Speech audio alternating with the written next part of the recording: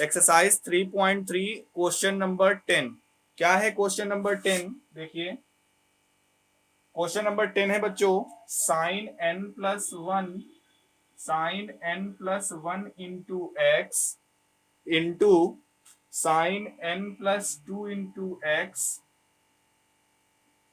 Sign N plus one into X, sine N plus two into X plus cos N plus one into X, N plus two into X, N plus one into X cos N plus two into X, और इसको हमको proof करना है cos x के equal.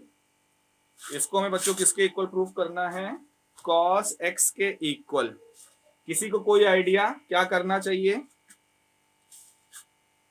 क्यों हर्षित? Okay चलो कोई बात नहीं, एलएचएस हम लिख रहे हैं। अच्छा ये बताओ, अगर मैं इसको पहले लिख दूं, इसको बाद में लिख दूं, कोई दिक्कत?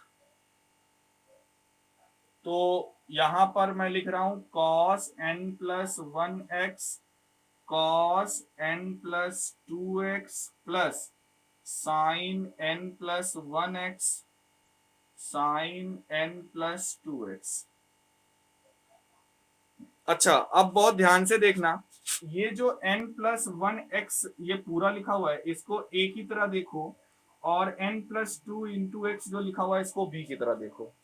तो यहां पर ये भी a होगा और ये भी b होगा। अब जरा पढ़ो क्या लिखा हुआ है, cos A cos B plus cos A. Yes, ये किसी का फार्मूला होता है क्या? किस है ना, हम जानते हैं since cos A cos B plus sign A sine B ये इक्वल होता है कॉस ए माइनस बी के। सही लिखा हूं ना? अब चलो इसको लिखो, तो देयरफॉर ये हो जाएगा, this will implies that cos A minus B cos. अब बहुत ध्यान से ये देखना, ए क्या है बी क्या है। पहले क्या लिखना है? ए मतलब n plus one into X minus B का मतलब n plus two into X. कोई प्रॉब्लम यहां तक? कोई प्रॉब्लम? ओके अब क्या करो, इसको ब्रैकेट को ओपन कर दो, x को अंदर भेज दो, तो ये हो जाएगा cos nx plus x minus nx minus two x. क्यों? यही होगा। ओके अब देखो यहां पे ये nx से nx कैंसिल हो जाएगा और क्या बचेगा? x माइनस टू एक्स कितना आएगा? कॉस माइनस एक्स, और हम जानते हैं कॉस माइनस थीटा क्या होता है? कॉस थीटा होता है। और एलएचएस लेकर चल रहे थे, कॉस एक्स आ गया, यही तो हमें लाना था कि नहीं? तो क्वेश्चन नंबर 10 प्रूफ हो गया। कोई डाउट? ओके अब नेक्स्ट क्वेश्चन आपका था exercise 3.3 question number 23। I am right? Okay तो चलिए नेक्स्ट क्वेश्चन की ओर चलते हैं। Question number 23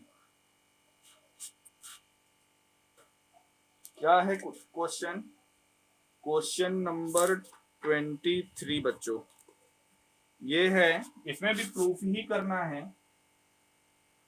tan 4x equals to 4 tan x into 1 minus tan square x upon 1 minus 6 tan square x 1 minus 6 tan square x plus 10 to the power 4x। यही proof करना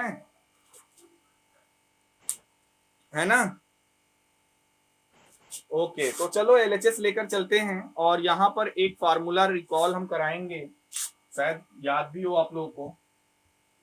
LHS tan 4x अच्छा ये बताओ tan 4x को tan 2 into 2x ऐसा लिख सकते हैं?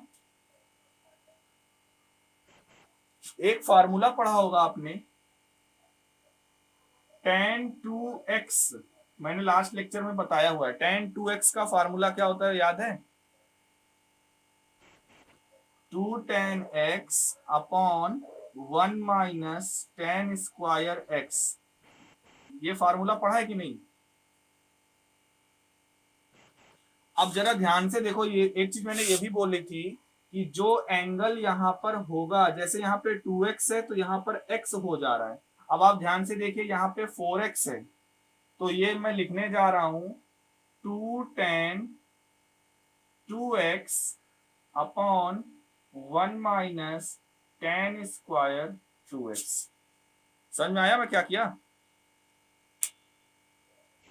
क्योंकि 2 थीटा जैसे होता है tan 2 थीटा, तो जो यहाँ पर x है वो हमारे लिए यहाँ पर 2x है। समझ में आ रहा होगा मेरे ख्याल से। मैंने बताया था जो एंगल यहाँ पे लिया जाता है, यहाँ पे जैसे 2x है तो उसका हाफ यहाँ पर हो जाता है। यहाँ पे हम tan 4x कंसीडर कर रहे हैं तो इसलिए यहाँ पर 2x हमने लिखा। कोई डाउट यहाँ पर? ओके, अब क्या करेंगे, फिर से एक बार हम tan 2x का फार्मूला लगाएंगे, यहां पर ऊपर भी और नीचे भी। तो देखिए अगला स्टेप हो जाएगा, 2 तो है ही है, tan 2x लिखा हुआ है। अब इस tan 2x को लिख सकते हैं 2 tan x upon 1 minus tan square x, लिख सकते हैं। अच्छा, और डिनोमिनेटर में क्या है, 1 माइनस tan स्क्वायर एक्स, मतलब 1 माइनस tan स्क्वायर 2x है। तो इस tan स्क्वायर 2x को लिख सकते हैं 2 tan x upon 1 minus tan square x का होल स्क्वायर। ये नीचे थोड़ा कट रहा है क्या? एक सेकंड, मैं उसको ऊपर लिख दे रहा हूं।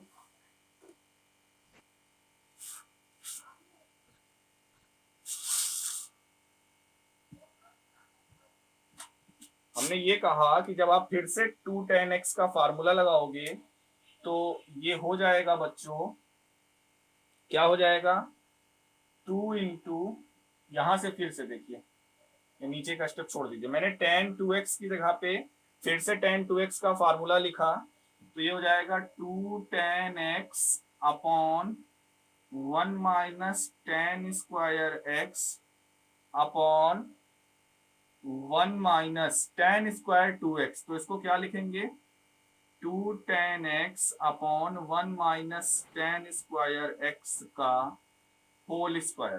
प्रॉब्लम कोई? सही है ना, कोई दिक्कत?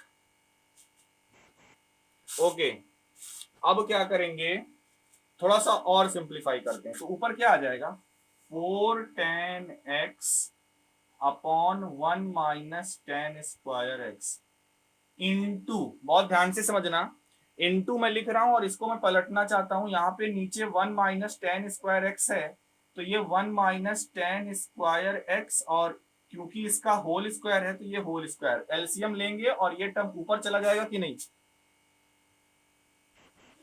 और अपॉन में क्या आएगा, अपॉन में देखो जब आप एलसीएम लोगे तो 1 माइनस tan स्क्वायर x का होल स्क्वायर आपने एलसीएम लिया, तो ये चीज यहाँ पर 1 से मल्टीप्लाई हो जाएगा, ये हो जाएगा 1 माइनस tan स्क्वायर x का होल स्क्वायर माइनस ये 2 tan x का स्क्वायर, जब आप ओपन करोगे तो आएगा 4 tan स्क्वायर x।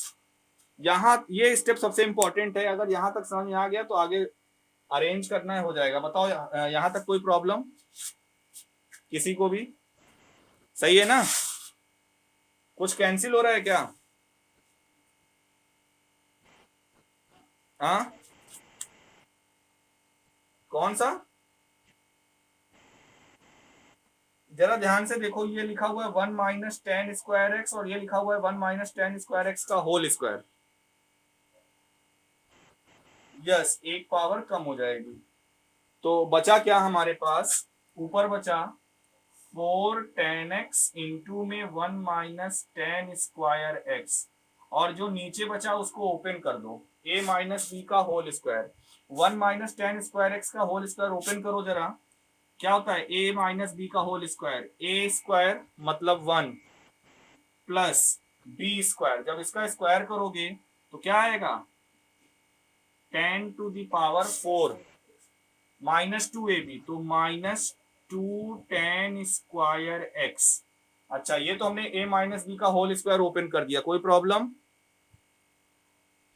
अब ध्यान से देखो आगे लिखा हुआ है -4 10 स्क्वायर एक्स, तो इसको अगर हम सीधा लिख दें -6 10 स्क्वायर एक्स, कोई प्रॉब्लम।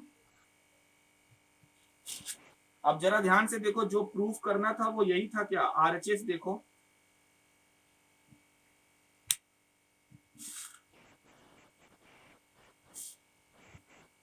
तो प्रूफ हो गया कि नहीं।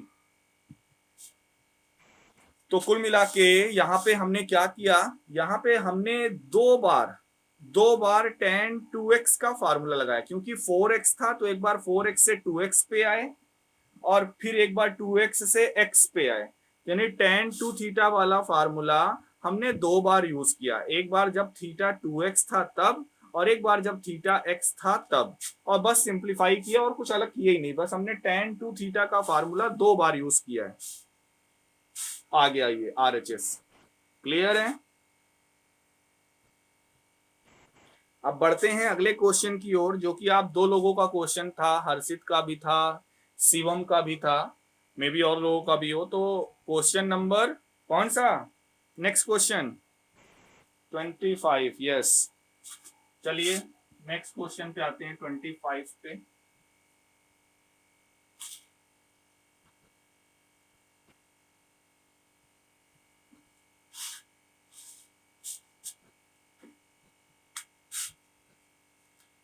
लास्ट क्वेश्चन भी है मेरे ख्याल से ना ये, इस एक्सरसाइज का। चलिए एक्सरसाइज 3.3 क्वेश्चन नंबर 25, चलिए देखिए क्या है, इसको भी प्रूफ ही करना है। cos 6x equals to 32 cos to the power 6x minus 48 cos to the power 4x plus 18 cos square x minus 1, यही प्रूफ करना है। ओके तो चलिए करते हैं, एलएचएस लेके चलते हैं, देखना जरूरी नहीं आप आरएचएस भी ले सकते हो, एलएचएस थोड़ा सा ज्यादा सिंपल लगेगा आपको।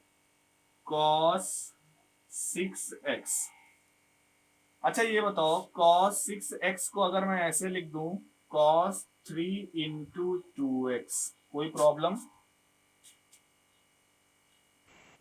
अब एक्चुअल में मैं इसको थीटा ट्रीट करना चाह रहा हूं, cos 3 थीटा, और फार्मूला होता है cos 3 थीटा का, क्या बताओ हर्षित, या कोई भी बताए, cos 3 थीटा या cos 3x फार्मूला क्या होता है। Yes good, 4 cos cube theta minus 3 cos theta, एकदम सही बोला आपने। तो यहाँ पर देखो 3 थीटा, हमारे लिए यहाँ पे थीटा क्या है बताओ, 2x है, तो चलो इसी को अप्लाई करते हैं। तो ये हो जाएगा cos 3 थीटा है, तो ये हो जाएगा 4 cos क्यूब थीटा, थीटा का मतलब 2x माइनस 3 cos, फिर यहाँ पर थीटा है, यहाँ पे फिर थीटा का मतलब क्या 2x। यहां तक कोई प्रॉब्लम। ओके अब ध्यान से देखना, cos 2x का भी एक फार्मूला होता है cos के फॉर्म में, cos 2x equals to 2 cos square x minus 1, ऐसा होता है क्या फार्मूला। अब ये फार्मूला यहाँ पे लगाने जा रहे हैं, यहाँ पे लिखा हुआ है cos क्यूब 2x, तो यहाँ पे लगाओ तो ये हो जाएगा 2 cos स्क्वायर x माइनस 1, ये तो cos 2x लिख दिया, और इसका क्यूब है तो यहाँ पे हमने क्यूब लगा दिया, कोई प्रॉब्लम। माइनस 3 cos 2x, तो यहाँ पे भी लिख दो 2 cos स्क्वायर x माइनस 1। तो आई होप ये स्टेप समझ में आया होगा। ओके, अब क्या करेंगे बताओ, बोलो क्या करना चाहिए। यस यस यस, बिल्कुल सही बोला, ओपन करेंगे। ए माइनस बी का होल क्यूब, फार्मूला क्या होता है, सबसे पहले ए क्यूब, ए क्यूब का मतलब 2 का क्यूब 8, और कॉस स्क्वायर का क्यूब यानी पावर की पावर मल्टीप्लाई हो जाएगा तो ये हो जाएगा cos two the power 6x। हमने ये केवल अभी ए क्यूब लिखा है, समझ में आया है, सही है ना। माइनस बी क्यूब यानी कि 1 का क्यूब 1 ही आएगा, तो a cube minus B cube minus 3ab, 3ab ये हो जाएगा 3 2 जा 6 कॉस स्क्वायर एक्स, 3ab और within bracket a minus B यानी 2 कॉस स्क्वायर एक्स माइनस 1। ये तो हमने अभी ओपन किया इस ब्रैकेट को, अभी पूरा नहीं सॉल्व हुआ ये स्टेप, केवल अभी इस ब्रैकेट को ओपन किया। a माइनस बी का whole cube equals to a cube minus B cube minus 3ab within bracket a minus B. Clear है, आगे देखो माइनस, अब क्या करेंगे, इसको 3 को माइनस 3 को हम इस ब्रैकेट के अंदर भेज दें तो ये हो जाएगा minus 6 cos square x plus 3। Clear है, ओके। चलो अगले स्टेप पे चलते हैं, 4 को अंदर भेजो, 4 8 जा 32 कॉस 6x, सही है। फिर 4 का माइनस 1 में मल्टीप्लाई होगा, माइनस 4 आएगा, minus 24 cos square x into 2 cos square x minus 1 minus 6 cos square x plus 3। कोई दिक्कत, ओके, बस एक दो स्टेप और है फिर आपका आंसर आ गया। ऊपर की मैं एक दो लाइन रख कर दे रहा हूं, देखो फिर से चलो आगे इसको बढ़ाते हैं, क्या आएगा 32 कॉस 6x माइनस, अच्छा ये तो ये माइनस 4 लिखा हुआ है, ये प्लस 3 लिखा हुआ, तो इसको हम माइनस 1 लिख सकते हैं, समझ आ रहा है ना। अब इसको अंदर भेजो, माइनस 24 कॉस स्क्वायर एक्स को जब अंदर भेजोगे तो क्या आएगा, minus yes 48 cos raise to power 4x, फिर माइनस 24 कॉस स्क्वायर में माइनस 1 का इंटू करोगे तो आएगा प्लस 24 कॉस स्क्वायर एक्स, और आगे जो दो एक टर्म लिखा हुआ है माइनस 6 कॉस स्क्वायर एक्स, ये प्लस 3 तो हमने यहाँ पे एडजस्ट कर ही लिया, सही है, ओके। बस अब इसको अरेंज कर दो, आंसर आ गया, देखो 32 cos two the power 6x पहले हमने ये लिखा, उसके बाद इसको लिखते हैं minus 48 cos two the power 4x, ये स्टेप हो गया, ये स्टेप हो गया, ये दो टर्म हो गए। 24 कॉस स्क्वायर एक्स में 6 कॉस स्क्वायर एक्स माइनस करेंगे तो आएगा प्लस 18 कॉस स्क्वायर एक्स, और ये जो माइनस 1 बचा हुआ था इसको यहाँ लिख दो माइनस 1, और यही तो हमें लाना था।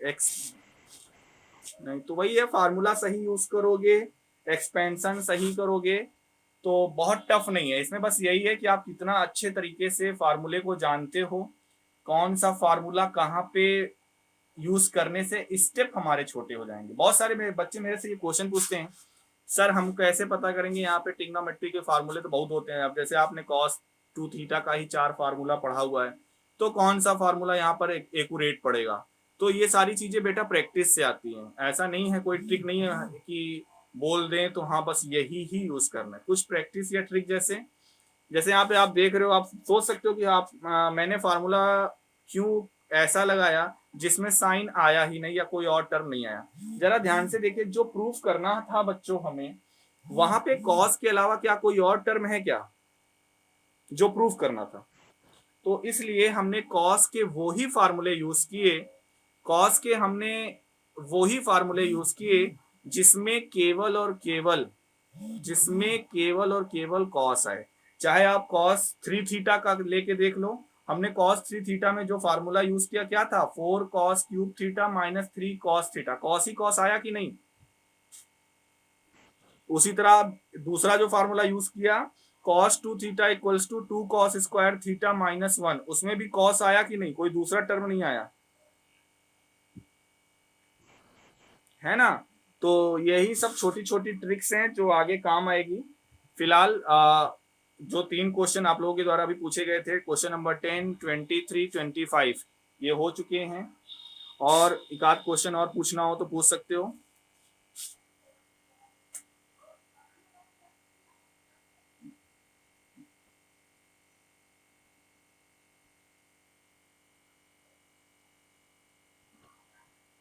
ट्रिग्नोमेट्रिक इक्वेशन देखिए बच्चों है क्या, अभी तक आप लोग पढ़ते क्या थे, आपसे कोई क्वेश्चन पूछा जाता था जैसे एंगल से रिलेटेड, इतने डिग्री की वैल्यू बताओ, तो आप लोग वैल्यू निकालते थे। आप लोगों ने बहुत बार ये भी देखा होगा कि वैल्यू रिपीट्स भी होती हैं। जैसे फॉर एग्जांपल मैं ये पूछूं, आपने ग्राफ वगैरह तो अब पढ़ ही लिया है तो थोड़ा सा आइडिया हो ही गया होगा, साइन 0 डिग्री की वैल्यू बच्चों क्या होती है, 0 होती है। साइन 180 डिग्री की वैल्यू क्या होती है, ये भी 0 होती है। इसी तरह से साइन 360 डिग्री की वैल्यू क्या होती है, 0 ही होती है। तो आप ये देख रहे हो हर पाई रोटेशन पे, मतलब 180 डिग्री, हर 180 डिग्री पे साइन अपनी वैल्यू सेम रिटेन कर रहा है कि नहीं। तो होता क्या है कि जैसे आपसे पूछ लिया जाए कि 0 साइन में कितने डिग्री की वैल्यू हो, तो हम लोग बोल देते हैं साइन 0 की वैल्यू 0 होती है। अच्छा ठीक है, बोल तो देते हैं, बट अगर प्रैक्टिकली सोचो, मैंने ये बोल दिया या कोई और बंदा आकर बोल दिया साइन 180 0 होता है, तो क्या वो गलत हो जाएगा, बोलो। तो यहाँ पर बच्चों ट्रिग्नोमेट्रिक इक्वेशंस में हम लोग डिस्कस करेंगे इनके सॉल्यूशंस के बारे में, सॉल्यूशंस इन द सेंस कि इनके एंगल की वैल्यू हम कैसे डिस्कस करेंगे। तो जनरली यहाँ पर हम लोग दो टाइप्स के सॉल्यूशन पढ़ेंगे, एक होगा पर्टिकुलर सॉल्यूशन, एक होगा पर्टिकुलर सॉल्यूशन, जिसको कि हम लोग प्रिंसिपल वैल्यू भी कहेंगे, आगे चलकर 12th में ये कॉन्सेप्ट है भी, प्रिंसिपल वैल्यू भी कहेंगे। और एक होता है जनरल सॉल्यूशन, एक क्या होता है, जनरल सॉल्यूशन। अब पर्टिकुलर सॉल्यूशन और जनरल सॉल्यूशन में क्या अंतर है वो भी समझ लीजिए। थीटा की वो वैल्यू, जैसे लिखा हुआ है साइन थीटा इक्वल्स टू कोई वैल्यू लिखी हुई है, एक्स वाई जेड कोई भी वैल्यू लिखी हुई है, और हमें फाइंड आउट करना है थीटा की वैल्यू क्या होगी। तो अगर थीटा आपका बिलोंग कर रहा है 0 से 2 पाई इंटरवल पे, ध्यान से देखिएगा, 0 पे क्लोज्ड है, 2 पाई पे ओपन है। अगर आपका थीटा इस इंटरवल पे बिलोंग कर रहा है तो ऐसे सॉल्यूशन को, मतलब ऐसे सॉल्यूशन को हम लोग क्या बोलते हैं, प्रिंसिपल सॉल्यूशन या पर्टिकुलर सॉल्यूशन। ध्यान से समझिएगा, थीटा की वो वैल्यू, थीटा की वो वैल्यूज जो 360 डिग्री के अंदर होती हैं, थीटा की वो वैल्यू जो 360 डिग्री के अंदर होती है उसे हम लोग बोलते हैं पर्टिकुलर सॉल्यूशन। और हर एक एंगल एक पूरे कंप्लीट साइकिल में 2 बार रिपीट करता है बच्चों, कोई भी वैल्यू आप ले लो, एक कंप्लीट साइकिल में 2 बार रिपीट करती है, 360 डिग्री में 2 बार रिपीट करती है। जैसे साइन 0 फिर 180 पे 0, 2 बार रिपीट हुआ। इसी तरह से साइन 30 डिग्री की वैल्यू 1/2 होती है, साइन 30 डिग्री की वैल्यू 1/2 होती है, और साइन 150 डिग्री की वैल्यू भी कितना होगी,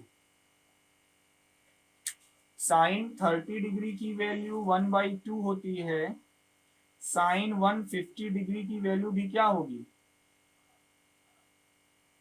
1/2 होगी, आप निकाल कर देख लीजिएगा। इसके बाद यानी 2 से एंगल आपको यहाँ पे मिला, theta equals to 30 degree, theta equals to 150 degree. ये दो एंगल ऐसे मिले जहां पर वैल्यू सेम मिल रही है, 1/2 एग्जैक्टली सेम, तो ये सोल्यूशन कैसे सोल्यूशन कहलाएंगे? पर्टिकुलर सोल्यूशन कहलाएंगे। ठीक है, ये सोल्यूशन कैसे सोल्यूशन कहलाएंगे? Particular solution. बट जिन सोल्यूशन पे n लग जाता है, where n belongs to z, n जहां पे इंटीजर है, जैसे मैं कहूं कि अगर साइन थीटा बराबर 0 है तो आपसे पूछा जाए थीटा का जनरल सोल्यूशन निकालो, तो थीटा का जनरल सोल्यूशन हम लिखेंगे n पाई। बहुत ध्यान से समझना, अगर आपसे बोला जाए साइन थीटा बराबर 0 है और थीटा का जनरल सोल्यूशन लिखिए, तो हम लिखेंगे theta equals to n pi where n belongs to z। तो n पाई का मतलब क्या हुआ? n क्या है? कोई इंटीजर है, आप पॉजिटिव, निगेटिव या जीरो कुछ भी ले सकते हो। n की वैल्यू कुछ भी रखो यहाँ पर इंटीजर में, हमेशा जो भी आएगा, जैसे थीटा इक्वल्स टू 1 पाई, 2 पाई, 3 पाई, 4 पाई, या माइनस में ले लो या जीरो ले लो, ये वैल्यू आप यहाँ पर पुट करोगे साइन में, तो हमेशा आपको जीरो मिलेगा कि नहीं मिलेगा? क्यों? आप एन पाई जो मैं बोल रहा हूं, थीटा इक्वल्स टू एन पाई, ये मैंने किया क्या? साइन थीटा बराबर 0 है और हमसे पूछा जा रहा था सोल्यूशन फाइंड आउट करिए, मतलब थीटा की वैल्यू फाइंड आउट करिए, तो हमने लिखा theta is equals to N pi where N belongs to Z. आप एन की वैल्यू कोई भी इंटीजर ले लो और हमेशा ये वैल्यू क्या आएगी? 0 आएगी। आप साइन फंक्शन का ग्राफ भी देखते हो तो बार बार पाई पाई इंटरवल पे क्या होता जाता है? रिपीट होता जाता है, आपको 0 0 0 मिलता जाता है। तो ये जो सोल्यूशन आया थीटा इक्वल्स टू एन पाई, ये जो सोल्यूशन आया, इस सोल्यूशन को हम लोग कैसा सोल्यूशन बोलते हैं?